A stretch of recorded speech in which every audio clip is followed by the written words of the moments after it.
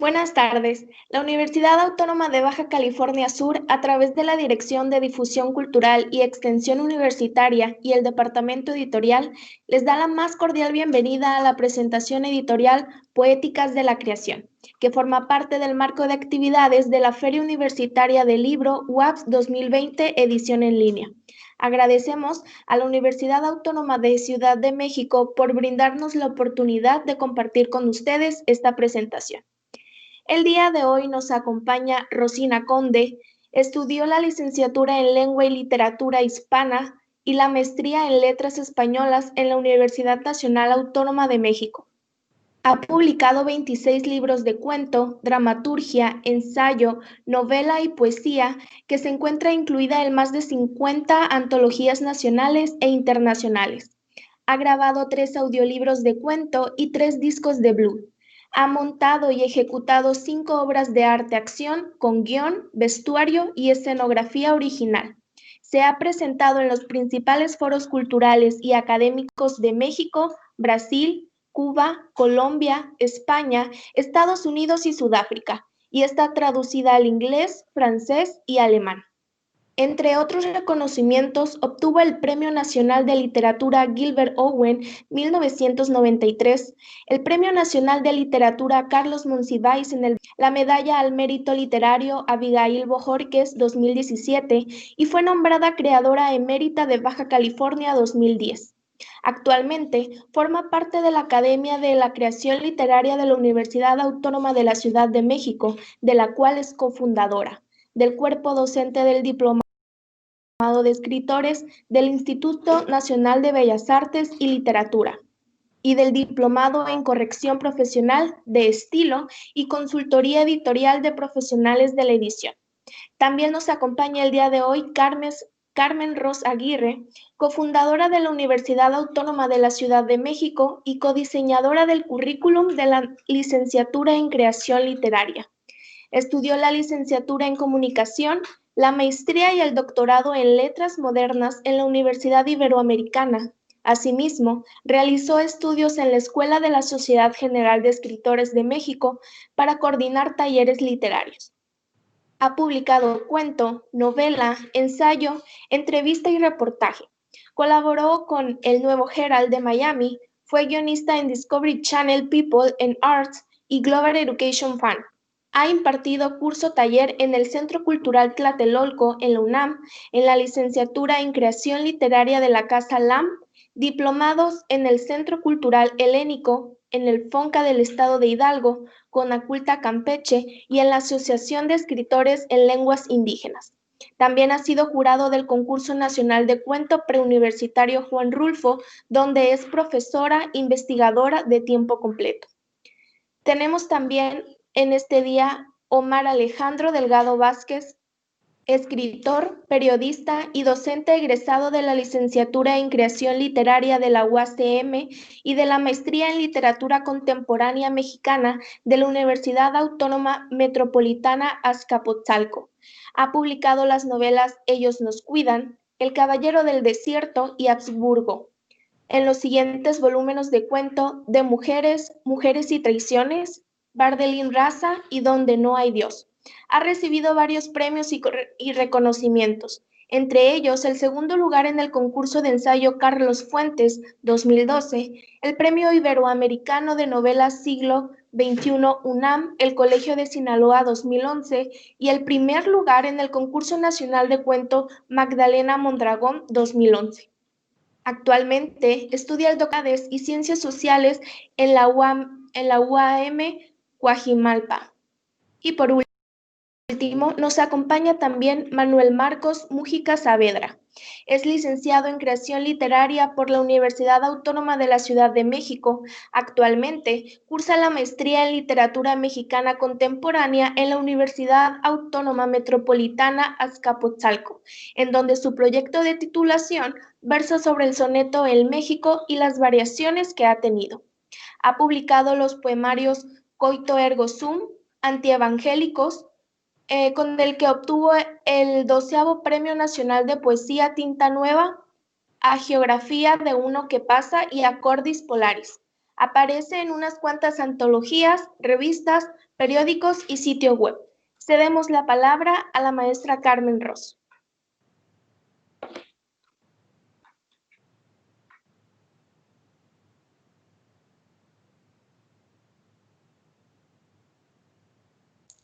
Qué exigentes son, ya estaba muy contenta, yo muy relajada, hablando porque nadie me oía y eso me hacía sentir feliz. Ok, bueno, primero que nada quiero dar las gracias a la Universidad Autónoma de Baja California Sur por darnos espacio para presentar un libro, lo voy a decir en términos, pero en secreto, de poca madre. Es un libro hermoso que se llama Poéticas de la Creación. Rosina Conde me invitó a participar en la construcción, en el diseño de este libro, viendo textos, buscándolos, entre estudiantes de la licenciatura de creación literaria, las poéticas de estos jóvenes, que en su momento eran jóvenes, ahora son menos jóvenes. Eh, el, es decir, sobre a determinada obra que hubieran escrito, o que escribieron, mejor dicho, cuál era la poética de esa obra que habían escrito. Rosina también participó con un texto, yo con otro, otros estudiantes, entre ellos Manolo y Omar. Omar, bueno, ya oyeron, está terminando el doctorado y Manolo está por terminar la maestría. Y la experiencia ha sido toda una aventura. Sí, la palabra es una aventura porque ha sido lindo en medio de esta pandemia. Está tan linda la aventura que un día me llama Rosina, vamos a ver por ahí de marzo, abril, y me dice, acaba de hablar el impresore, que ya este libro, que ahora qué hace, que vayamos a recogerlo. Rosina, estamos confinados, no podemos. Pero bueno, Rosina fue, porque ya la conocen cómo es.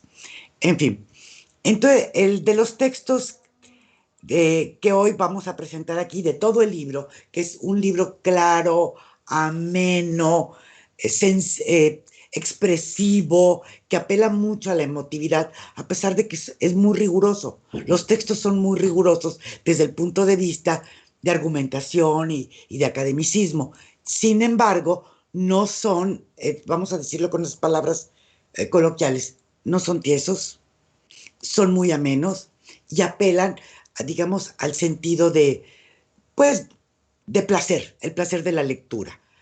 Ok, entonces hoy que está Rosina, que está Omar, que está Manolo, voy a preguntarle a Omar algo para que Omar se pueda explayar y nos apantalle, porque ni le gusta.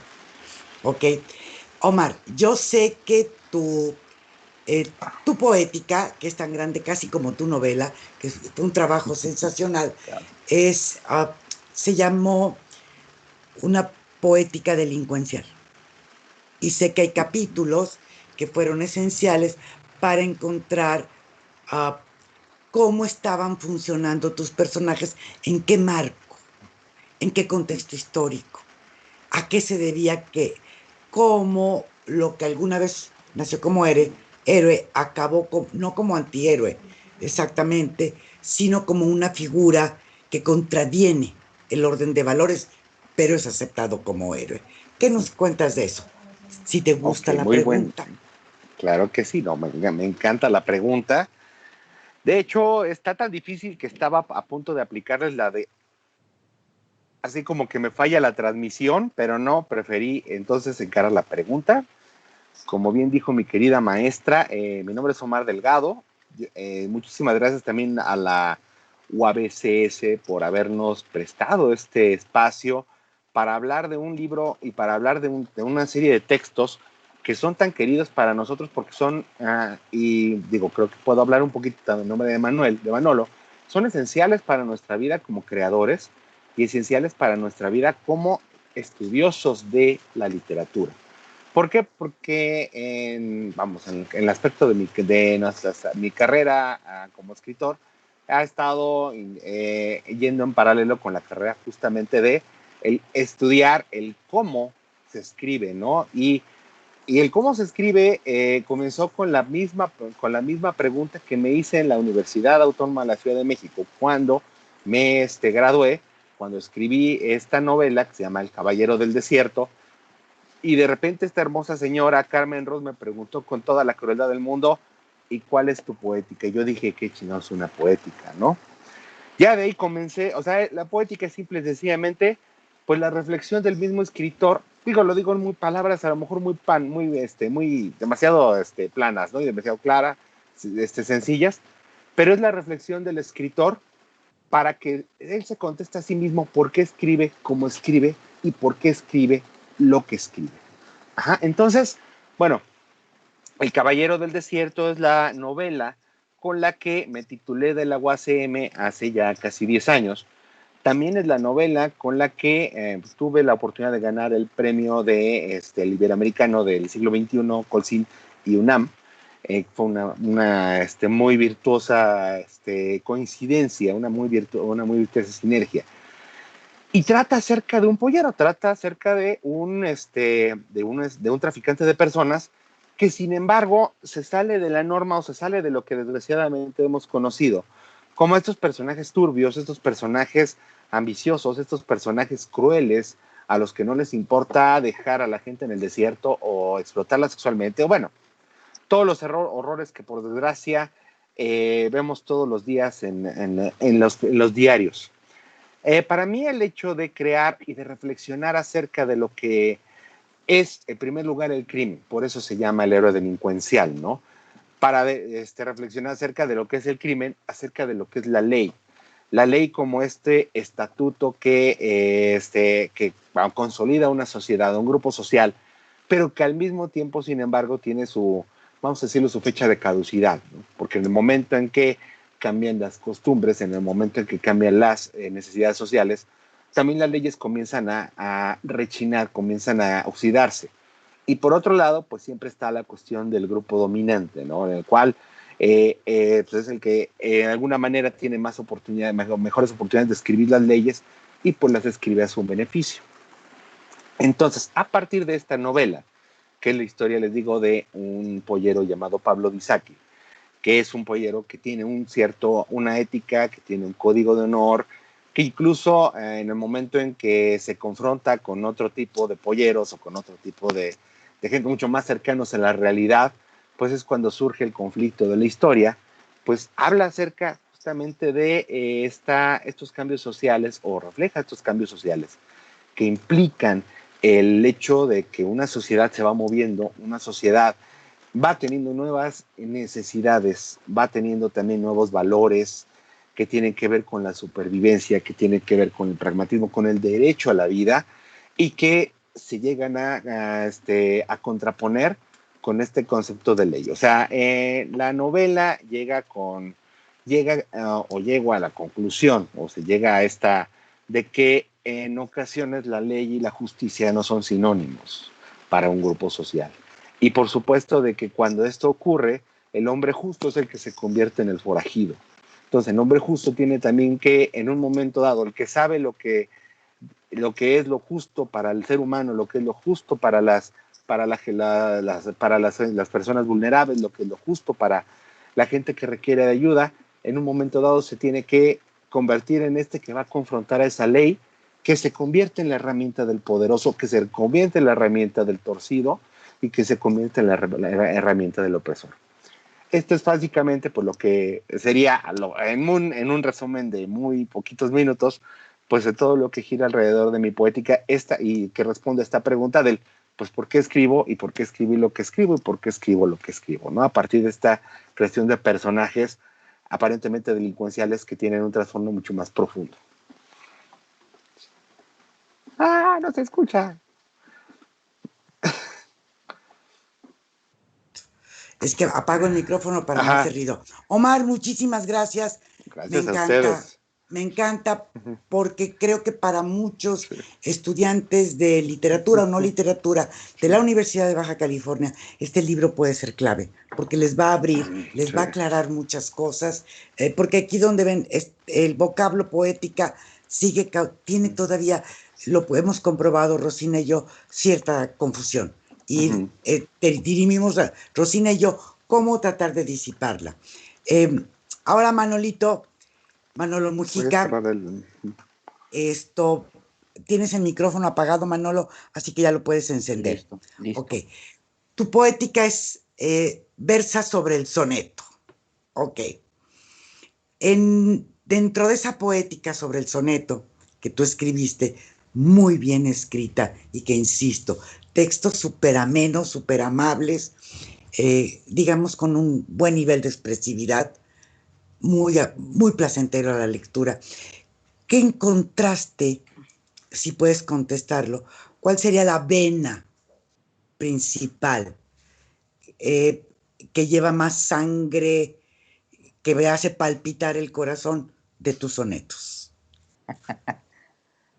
Bueno, primero buenas noches, te agradezco eh, estar aquí con mis amigos, ¿no? Con ustedes, la invitación que se nos hizo para presentar este libro que yo de verdad quiero mucho, espero que siente un antecedente para la carrera también en la UACM de creación literaria, porque justamente un poco como mencionaba Omar, parte de su gracia tiene que ver que todos los que participamos en ella somos escritores, ¿no? No somos solo investigadores. Eh, Digo, parte de la carrera de creación literaria tiene que ver con eso, ¿no? Es fundamental y en esto se diferencia de las otras carreras de letras. Entonces creo que esto mismo nos ha ayudado, o bueno, nos ayudó en que nuestros trabajos tuviesen el rigor que exige la academia, pero la soltura literaria, ¿no? Para podernos expresar. Entonces, en mi caso, bueno, lo que se publicó en el libro de poéticas es solo un apartado. Mi tesis trata sobre la tipicidad en los sonetos y aquí más bien es la defensa del soneto clásico, eh, porque así como con la palabra poéticas hay diferencias, hay choques o no se sabe bien a qué se alude, pasa lo mismo con la cuestión del soneto, ¿no? Genera peleas encarnizadas en el ámbito poético, de que si es un soneto, de que si son endecasílabos, de que si no. Entonces, yo trato ahí como de echarle bravata a las dos posturas, ¿no? A la de que dice yo soy muy libre y siento y por eso escribo así, pero pues también un poquito al que cree que por medir bien el verso ya es poeta, ¿no?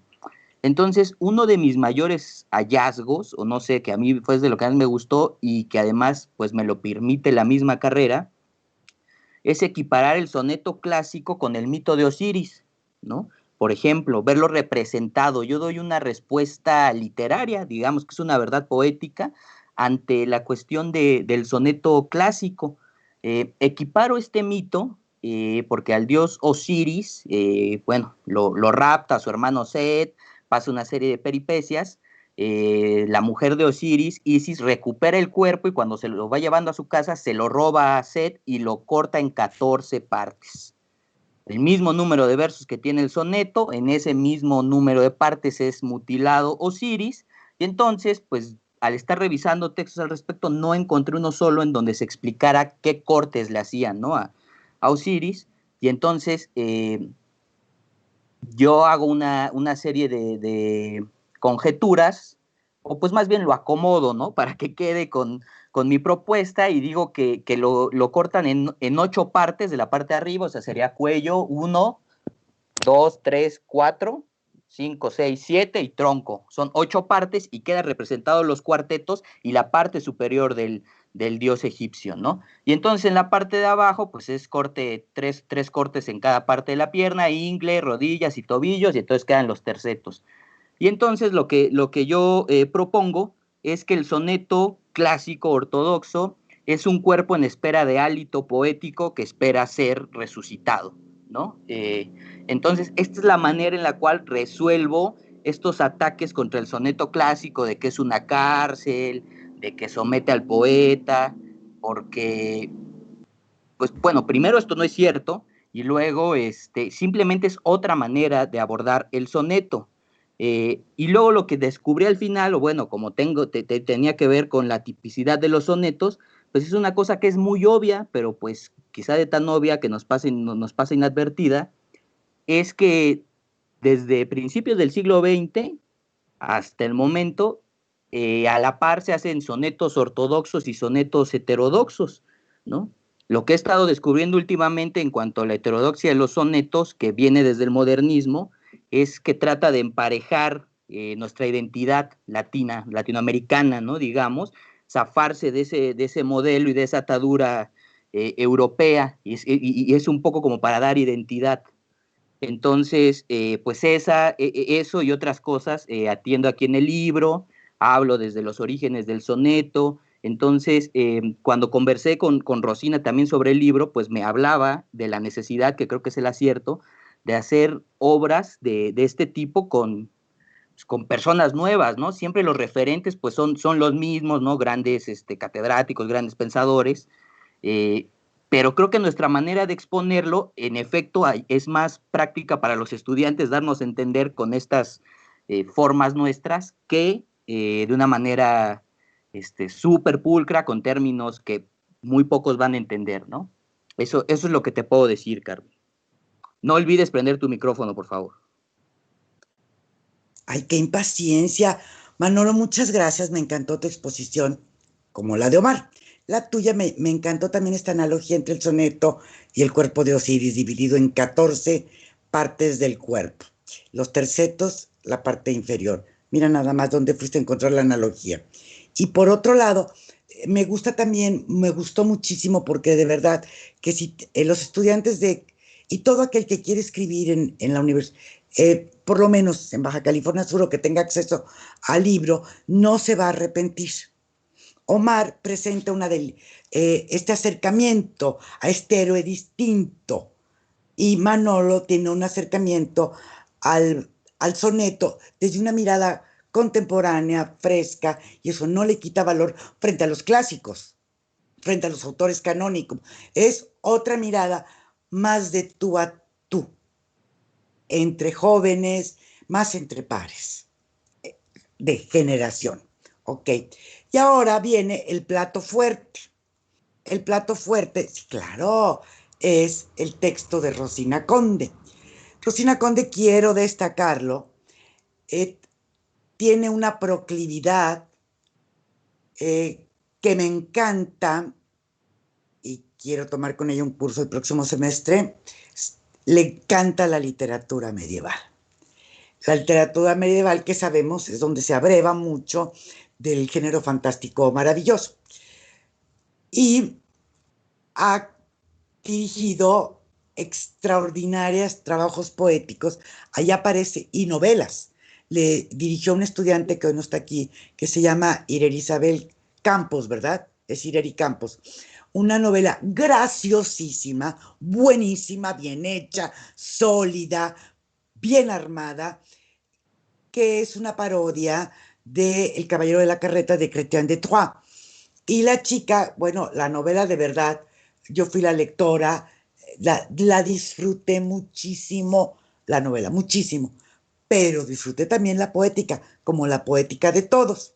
Y la poética de Ireri tiene que ver con Rosina, porque Ireri se acerca explicando qué es la parodia, porque su obra es una parodia respecto al Caballero de Chrétien de Troyes, que es una novela medieval, de lo que Rosina es experta, literatura medieval. Y esto se ha filtrado de alguna manera en ese quehacer riguroso académico de Rosina, pero también muchísimo en su trabajo creativo. Y en esta antología de poéticas de la creación, Rosina da cuenta de personajes, lo que se le conoce como personaje tipo. Y estos personajes tipo, que hay que estudiarlos bien porque son muy útiles y se encarnan cosas muy padres. Solamente quiero destacar que por ejemplo, Dickens era experto en el manejo de los personajes tipo, también Balzac, pero Balzac y otros, Rosina sabe mucho de esto, y su texto va del estudio de estos personajes, que hay que valorarlos y ponerlos en escena, porque tienen mucho que decir, y Rosina sabe todo lo que tienen que decir estos personajes, que se les conoce como tipo y a veces planos. Es una forma que le decía Foster, pero de una manera más, yo creo que es más preciso y más claro decirles personajes tipo. Rosina, ¿qué tienen que decir los personajes tipo? Fíjate que yo tengo ya bastantes años trabajando estudiando los personajes tipo, digo estudiándolos porque yo no manejo en los textos, cuando yo escribo cuento, novela, etcétera, pues no trabajo precisamente con personajes tipo, ¿no? Pero a partir de los estudios medievales y de los cursos que doy en la universidad, ¿no? Cuando tengo que trabajar con técnicas artísticas y todo esto, pues hay que aprender a identificar a los personajes tipo, precisamente también para cuando hacemos análisis de obras literarias, y para diferenciar también a nuestros personajes, determinar si son tipo o si son estereotipo, arquetipo o si se salen de la fórmula, ¿no? Lo apasionante de los personajes tipo, y que es lo que a mí me ha llamado la atención, es que no son personajes planos como generalmente se les describe. O sea, siempre que uno va a los diccionarios o recurre uno a los poéticas para ver qué es un personaje tipo, pues finalmente todo el mundo dice lo mismo y realmente dicen muy poco o casi nada, ¿no? O nada. Y lo curioso es que los personajes tipo son cápsulas informativas, son personajes muy redondos, que contienen en sí mismos todo un bagaje informativo. Por ejemplo, un personaje tipo te dice en qué cree, cuál es su psicología, en qué cree, con quién se relaciona, con quién no se relaciona, con qué personajes tiene rechazo, y además, bueno, ya están determinadas de antemano sus funciones dentro de los textos de fórmula, ¿sí? Sin embargo, lo que yo he observado es que los personajes tipo generalmente se estudia la figura del héroe, la figura del antagonista y ciertos personajes como la bruja, el duende, el ogro, el dragón o el hechicero, ¿no? El rey, la reina, la princesa. Y fuera de esos personajes no hay más descripciones en las poéticas o en los libros teóricos, ¿no? De teoría literaria. Como que hay muy poco interés para analizar y estudiar realmente a los personajes tipo. Sin embargo, el héroe que se revisa como una figura global, no es lo mismo un héroe de ciencia ficción que de western o de literatura infantil, como suele conocérsele, o de literatura o de textos fantásticos, de fantasía, o de todos los subgéneros con los que nos enfrentamos en la épica, tanto en la épica medieval como clásica o contemporánea, ¿no? O sea, como que ven igual o analizan igual al héroe independientemente del género del que se trate, ¿sí? Entonces, al final resulta que el tipo, en función del género y en función de la época en la que se desarrolla, es un ser cambiante que se ha transformado a lo largo de los siglos, que ha evolucionado y que no nada más ha evolucionado, sino que también se ha perfeccionado y que en algunas etapas ha dado lugar a la creación de arquetipos, de nuevos arquetipos. Por ejemplo, veamos el ejemplo de la figura de la hechicera o de la bruja, ¿no? La hechicera que normalmente en la literatura clásica y medieval era una figura complementaria o secundaria, ¿no? Y que tenía muy pocos rasgos definidos. Con la Celestina de Rojas, el personaje adquiere toda una serie de rasgos nuevos y el personaje crece y llega a crearse un nuevo arquetipo dentro de los tipos de la literatura, ¿no? Entonces, así como un arquetipo puede surgir de un tipo o de un estereotipo, ¿sí?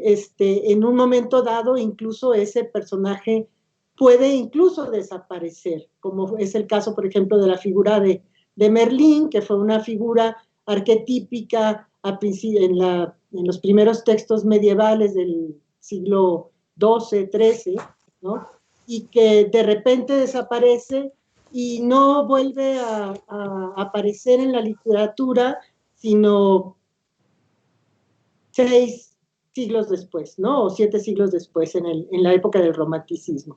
Y que aparece esta figura del mago en los textos del romanticismo, con toda una serie de transformaciones y de adherencias que van a dar lugar también a una desaparición del personaje, ¿sí? Y que va a resurgir en la cinematografía de los años 80 totalmente transformado. O sea, vemos cómo estos personajes que supuestamente son planos y que supuestamente no se transforman, a lo largo de los siglos pueden aparecer, desaparecer, pueden evolucionar, pueden agrandarse, pueden dar lugar a nuevos tipos, ¿sí? Y pueden dar también lugar a nuevas figuras literarias, por ejemplo, a Merlín lo encontramos totalmente transformado en el personaje, el inventor que le elabora sus grandes armas y máquinas y motores para James Bond, ¿no? Por ejemplo, o para Batman, ¿sí? O sea, ahí tenemos un Merlín completamente evolucionado y moderno, ¿sí? Que ya nos aparece en la figura de un tecnólogo o de un científico, ¿no? Entonces, vemos cómo estas figuras también permanecen hasta cierto punto en la literatura, pero muchas veces ya no los reconocemos en su figura arquetípica o en su tipo original, ¿no? No sé si me expliqué. Muy bien. Además, me gustó mucho la explicación. Te quería hacer otra pregunta, Rosina. Quiero enseñarles nuestro bebé. El bebé. ¿Bebé? No se ve. No se ve. Es que tengo ahí una imagen atrás, ¿no? ¿Tú no lo tienes ahí para que lo muestren? No, ahí está, lo tiene Manolo y lo tiene Omar. Ok, perfecto. Insisto en que este libro de verdad es muy ameno, muy agradable y que voy a referirme otra vez a Rosina, dirigirme a ella para plantearle una pregunta en el plano del deseo, ¿ok? De la ocurrencia. Rosina, si ahorita, que además me encantaría, tuvieras que trabajar con un personaje, una bruja, ¿cómo sería tu bruja hoy? Estoy pensando en las brujas de las cuales nos habló Jules Michelet y las otras, las arquetípicas. ¿Cómo sería hoy tu bruja? Ay, me encantaría. Lo que pasa es que la bruja es un producto de finales de la Edad Media, ¿no? Y es un producto cristiano meramente que surge de la hechicera clásica, que no era un producto cristiano, sino más bien pagano, y de los hechiceros celtas y germanos, ¿no? De las literaturas germánicas. Y de la literatura grecolatina también, de los nigromantes, todos estos personajes que se dedicaban a la hechicería. En el caso de Ovidio, por ejemplo, nuestro gran poeta latino que trabajó con la figura maneja la figura en su manual de amatoria, ¿no? Que tiene que ver con este libro sobre la seducción, cómo seducir a las mujeres, cómo valerse de intermediarias para convencerlas, y la intermediaria siempre es una hechicera, ¿no? ¿Por qué? Porque las hechiceras eran las que se encargaban de producir los filtros de amor, que no eran otra cosa más que las bebidas embriagantes o los perfumes, ¿no? La perfumería hasta la fecha está manejada en la publicidad como un filtro de seducción, ¿no? Es sexual. Siempre, si ustedes ven toda la publicidad de los perfumes, siempre vemos una mujer seductora, bellísima, y en el caso de los perfumes y de las fragancias masculinas también siempre vemos un galanazo, ¿no? Entonces esos serían los hechiceros de Ovidio, digamos, ¿no? Y ese sería el personaje con el que yo trabajaría actualmente no la que anuncia el perfume, sino la que produce el perfume, ¿no? O el que produce el perfume, este hechicero, o esta bruja, encantadora, cautivadora, que muy sutilmente embauca al que queremos atraer del sexo. Someter. Cautiva. Rosina, creo que haberte escuchado también constituye una promesa del texto que escribiste sobre los personajes tipo. Haber escuchado a Manolo también es una promesa. Son incitantes, igual que Omar. Son textos incitantes, pero no son los únicos. Hay más textos. Mencioné este texto sobre parodia de Ireri Campos. Está el texto de Ainhoa Ruiz Verdugo sobre el género fantástico épico, reducido, amable, claro. Y está otro estudio sobre el soneto, que es de otro joven egresado, pues ya son egresados, casi todos ya están egresados de la UACM, que se llama Héctor Cisneros, que hace un estudio sobre el soneto inglés y el soneto español, si mal no recuerdo, Rosina, que también Rosina le dirigió el trabajo recepcional. En este caso, perdón que te interrumpa, que es una comparación entre el soneto castellano y el soneto shakespeariano. Y hay otra poética que fue un triple salto mortal de un estudiante que ahora también está terminando el doctorado y que escribió en verso su poética, y es sobre el silencio como figura retórica. Entonces, es un texto académico que se fue escrito en verso, transgrediendo las normas de las redacciones académicas para versificar. Es otro. Y tenemos de una maestra, una compañera, una colega que se llama Teresa Day, que se llama Las musas van a la universidad, porque hay un debate, todavía está vivo, pero bueno, venga, va. El debate es, ¿se puede enseñar a escribir? Todavía hay quien se lo pregunta. Y este espíritu que todavía pretende, muy del siglo XVIII, separar a la academia del arte. Y hoy sabemos, que muchísimos académicos, muchísimos, son grandes creadores. Voy a mencionar solamente uno, Umberto Eco, que fue un teórico literario y un creador de enorme estatura. Voy a mencionar dos obras de él, Lector in Fábula, por ejemplo, como teórico, y una obra que es memorable, El nombre de la rosa, y otra que me encanta, Baudolino. Me vuelve loca, y es también de la Edad Media, situado en la Edad Media, y que era especialista en la Edad Media. No sé si todavía tengamos tiempo, por si Rosina quisiera decir algo, Manolo, Omar. Nada más quisiera agregar sobre el trabajo de Pavel.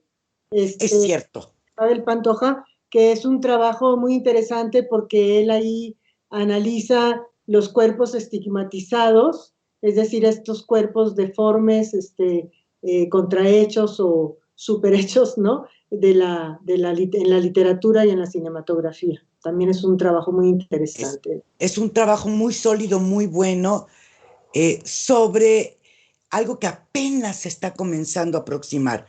¿Qué es un cuerpo estigmatizado y cómo se gestiona en la vida social? Y lo hace mediante personajes de la literatura y algunos personajes cinematográficos. Entonces, es un libro que de veras los invito a que lo lean, sobre todo porque se lo van a pasar muy bien. Muy bien. Omar, Manolo, ¿quieren decir algo? Fernanda. Niños, animen, aliento.